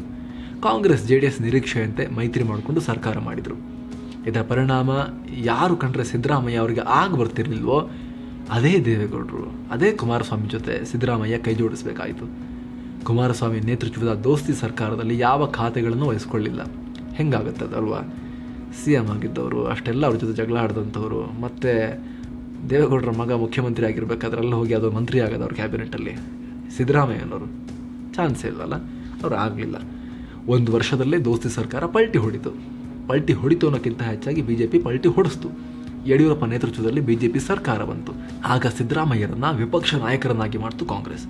ಏನು, ನಾಮ ಇಟ್ಟುಕೊಳ್ಳೋರನ್ನ ಕಂಡ್ರೆ ನನಗೆ ಭಯ ಆಗುತ್ತೆ, ನಾನು ನಾಮನೇ ಇಡಲ್ಲ ಅಂತ ಹೇಳಿದ ಸಿದ್ದರಾಮಯ್ಯ ದೊಡ್ಡ ವಿರೋಧಕ್ಕೆ ಕಾರಣ ಆಯಿತು. ಏನ್ರಿ ನೀವು ಹಿಂಗೆ ಹೇಳ್ತೀರಾ ಅಂಥೇಳಿ.